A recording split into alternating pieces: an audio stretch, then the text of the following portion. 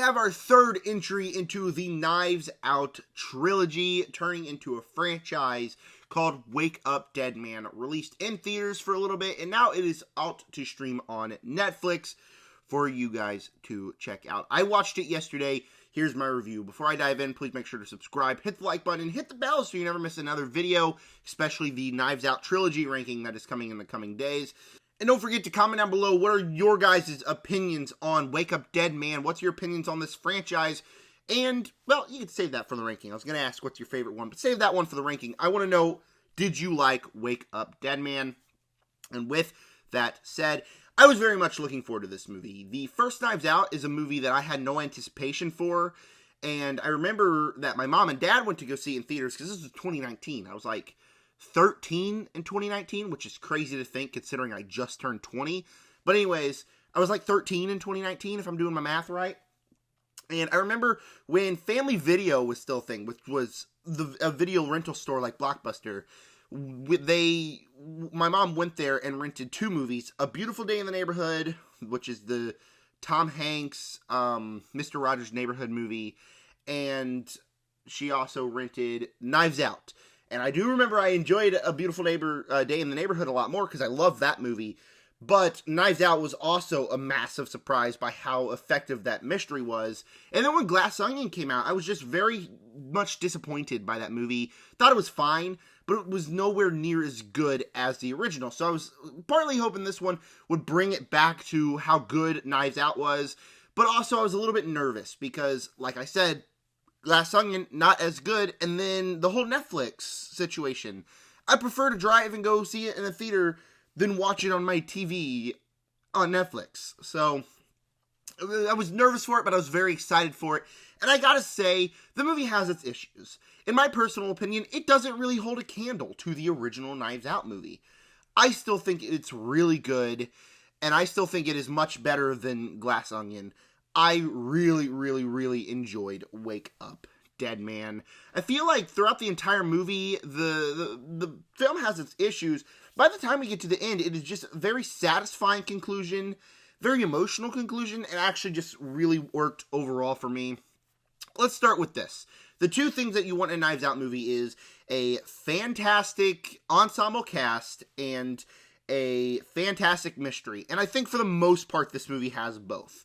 Now, we'll talk about this more when we get to the negative section, but the mystery here was very effective. It was kind of like a closed-door mystery where, like, it's the impossible murder, and we're trying to figure out who did it, and all these things come in, and there's also some supernatural Christian elements in here incorporated, which we'll talk about later in the negative section.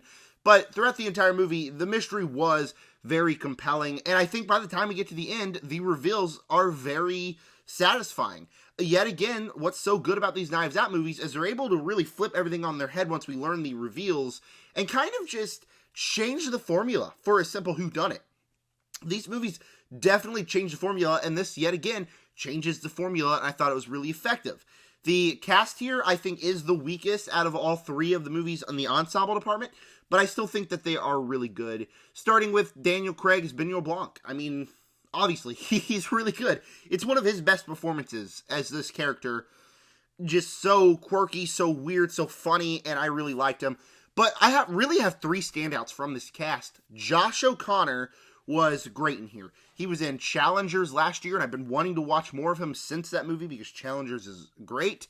But he is really good in this movie.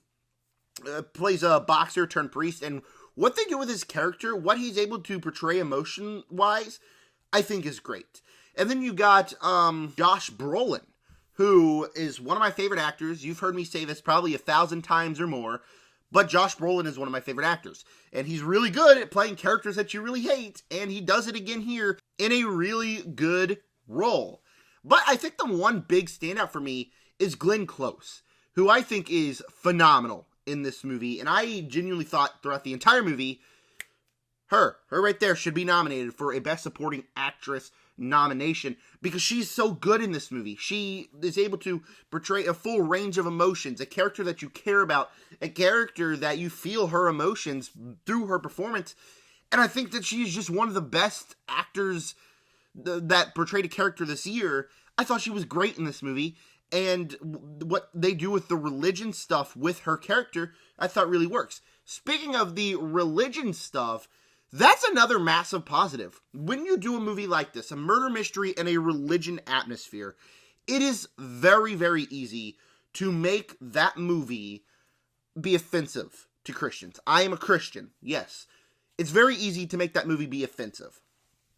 I don't think they did it offensive at all. In fact, I think it's very respectful to both sides. If you're not a Christian, because Benoit Blanc is an atheist, or if you are a Christian, on both sides of the spectrum, I think there are several scenes throughout this movie that kind of respect both sides, but also the way that it's incorporated into the movie. The way that the title of the movie even incorporates into its religion themes, I thought was really well done.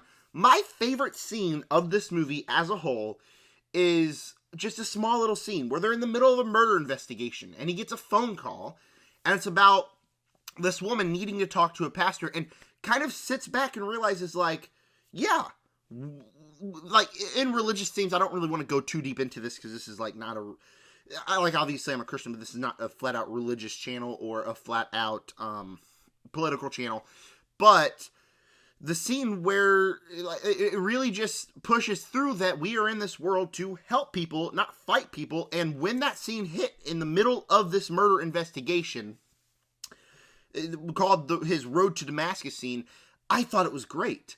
Just able to sit back and kind of realize what we really are put here to serve. And as a Christian, it kind of hit me on an emotional level. Now, a lot of people probably aren't going to feel that way, but I thought it was really well done. Kind of put the religious themes through in a really interesting, manner. I thought the religious stuff really worked and enhanced the movie for me. So you have a really compelling mystery. You have obviously a really good cast, even though it is the weakest of the three.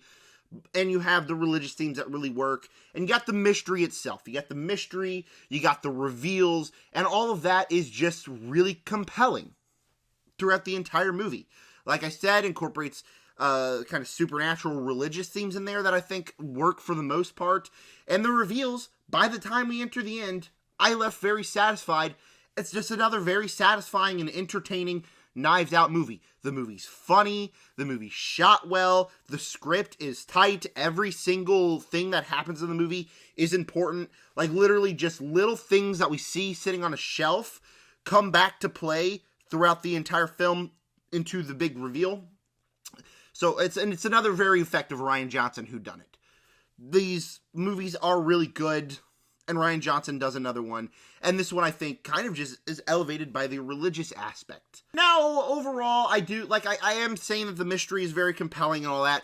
I will say that the supernatural aspects, or like the aspects throughout the entire movie, I think, kind of drag it down a little bit. Sometimes when it kind of takes the groundedness away, I feel like that is a little bit of the weaker part of this film, because I feel like what's so good about these Knives Out movies is that they are very grounded mysteries that can have these big elaborate endings. This one, a lot of times, didn't feel grounded. Now, I think by the end of the movie, it kind of fixed that problem. But also with that, throughout the entire film, there are little plot contrivances or things that, well, why didn't this happen? Or, well, the killer should have hid this, just to kind of push the plot forward. Now, I'm not complaining. I know I spent, it's kind of contradictory, because I spent a lot of time talking about how good the mystery is and how satisfying the reveals is. And I think because the final act does fix a lot of these issues. But I will say, throughout the entire movie, I was feeling a little bit of plot contrivances throughout the entire movie. And as good as the cast is, I do think, personally, it is the weakest of the three Knives Out films. I mean, you got Kaylee Spaney in here as just this character that can't walk, who's in only so many scenes, and I feel like she was completely wasted in this film. Several characters just feel like, oh, they're just there. When you get movies like the first Knives Out, where every single character is important, I feel like in this movie, there were characters that you could just forget about. But hey, Jeremy Renner's in this movie. I completely keep forgetting that he's in this movie, but I think he's really good in this movie as well. I forgot to mention that. But overall, the ensemble cast here isn't utilized as well as it was used in the other movies. But that's okay, because Josh O'Connor and Daniel Craig have great chemistry, and we get to hang out with them. So overall, Wake Up Dead Man, a Knives Out mystery, I think is very effective. I think it really works. I think that as a Knives Out film, I think you're really going to enjoy it. But as a Christian, honestly, I thought the religious aspects kind of propelled the movie for me. And it's a movie that has a very satisfying ending. So throughout the entire movie, I did have these little issues. By the end of the movie, I didn't want to think about those issues no more. I just wanted to think, that was another really good, I push great Knives Out murder mystery. And I recommend you guys check it out. Before I give you my final score, if you would subscribe, hit the like button, and hit the bell. Comment down below what are your opinions on Wake Up Dead Man and Knives Out Mystery. I want to know all that and more. And with that said, Wake Up Dead Man and Knives Out Mystery is another very effective Knives Out movie propelled by the religious themes in the film. And with that said, I'm going to have to give Wake Up Dead Man and Knives Out Mystery an A-, and it is a movie that I think you should purchase on Blu-ray, 4K, all that, except it's on Netflix, so you probably won't be able to. And here's where I'm going to start the rant. Netflix, don't do this no more.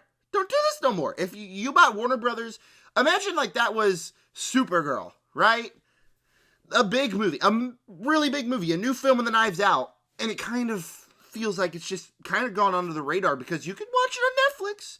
It's not that big movie. Go watch it on Netflix. I hate that. I genuinely hate that.